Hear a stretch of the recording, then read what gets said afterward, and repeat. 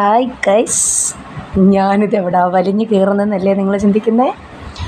Tank clean ആക്കാനായിട്ട് കയറുമായിരുന്നു. ഞങ്ങൾ വന്നിട്ട് ഏകദേശം ഒരു വർഷമായിട്ടുണ്ട്. അപ്പം ടാങ്ക് ക്ലീൻ ആക്കിയിട്ടില്ലായിരുന്നു. അപ്പോൾ ഇന്ന് ക്ലീൻ ആക്കാമെന്ന് വിചാരിച്ചിട്ട് ഞങ്ങൾ അടുത്ത വീട്ടിലെ കണ്ണനും ഞാനും ഏട്ടനും ആദിയും ഞങ്ങളെല്ലാവരും കൂടെ ക്ലീൻ ചെയ്യാൻ തുടങ്ങുമായിരുന്നു. അപ്പോഴേക്കും ഞാൻ പറഞ്ഞു ഞാൻ വലിഞ്ഞ് കയറാമെന്നൊക്കെ പറഞ്ഞിട്ട് ഞാൻ വലിയ കാര്യത്തെ എൻ്റെ മണ്ടയ്ക്ക് കയറാൻ തുടങ്ങുമായിരുന്നു. അപ്പം പകുതി ദൂരം ചെന്നപ്പോഴേക്ക് കയറാനും വയ്യ ഇറങ്ങാനും വയ്യ, ആ ഒരു അവസ്ഥയിലായിരുന്നു. അപ്പോൾ ഏട്ടൻ ചീത്ത പറഞ്ഞ് എന്നെ താഴെ ഇറക്കി. എന്നിട്ട് ഏട്ടനും കണ്ണനും കൂടെ ക്ലീൻ ചെയ്യാനായിട്ട് തുടങ്ങിയിട്ടുണ്ട്. അത്യാവശ്യം നല്ല അഴുക്കുണ്ടായിരുന്നു.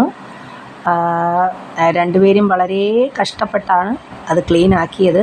ഈ ഒരു അവസ്ഥയിലായിരുന്നേ. ഇവിടെ കണ്ടോ, അത്യാവശ്യം അഴുക്കുണ്ടായിരുന്നു. സൈഡിലും ഒക്കെ അത്യാവശ്യം നല്ലോണം അഴുക്കുണ്ടായിരുന്നു.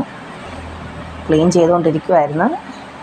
കണ്ടോ, ക്ലീൻ ചെയ്ത് ഏകദേശം ഒക്കെ ക്ലീനായി കഴിഞ്ഞപ്പോഴത്തേക്കും അവസാനം കണ്ണൻ പറഞ്ഞു അകത്ത് ഇറങ്ങി ക്ലീൻ ചെയ്യാമെന്ന് പറഞ്ഞു. അപ്പോൾ അതിനുള്ള തയ്യാറെടുപ്പാണ്. കൈയൊക്കെ വീശി കാണിക്കുന്നുണ്ട്. പോകുന്നതിന് മുന്നേ നമ്മൾ ഫ്ലാഗൊക്കെ വീശി കാണിച്ചിട്ട് അങ്ങനെ ഇറങ്ങുവാണേ. അവനെ ടാങ്കിനകത്ത് ഇറങ്ങി ക്ലീൻ ചെയ്യാമെന്ന് പറഞ്ഞു. അങ്ങനെ ടാങ്കിനകത്ത് ഇറങ്ങി ക്ലീനിങ് തുടങ്ങാനായിട്ട് പോവുകയാണ്. ക്ലീൻ ചെയ്തു. ഏകദേശം നല്ല കഷ്ടപ്പെട്ട് വൃത്തിയായിട്ട് ക്ലീൻ ചെയ്തെടുത്തിട്ടുണ്ട്. കണ്ടോ, ടാങ്ക് അടിപൊളിയാക്കിയിട്ടുണ്ട് കണ്ണനെ. സൂപ്പറാക്കി. ഒത്തിരി നേരം കഷ്ടപ്പെട്ടിട്ടാണ് ഇത്രയും ക്ലീനാക്കി എടുത്തത്. രണ്ടുപേരും ക്ഷീണിച്ചു കേട്ടോ. ക്ഷീണിച്ചതിൻ്റെ മേളിൽ നിൽക്കുകയാണ്. ഇത് കഴിഞ്ഞ് ഞങ്ങളെല്ലാവരും താഴെ നിലത്ത് നിന്നിട്ട് അവസാനം ഇറങ്ങി വന്നിട്ട് വെള്ളം വെച്ച് കളിച്ചു. ഒരു മേളമൊക്കെ ആയിരുന്നു. നല്ല രസമായിരുന്നു. എല്ലാവരും ഒരുമിച്ച് കുളിച്ച് ഞാനും കൂടി കേട്ടോ. നല്ല അങ്ങനെ ഉച്ചവരെ അങ്ങനെ അങ്ങ് പോയി.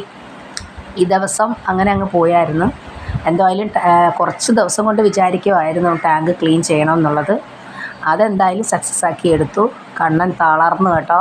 കണ്ണനാണ് കഷ്ടപ്പെട്ട മുഴുവനെ.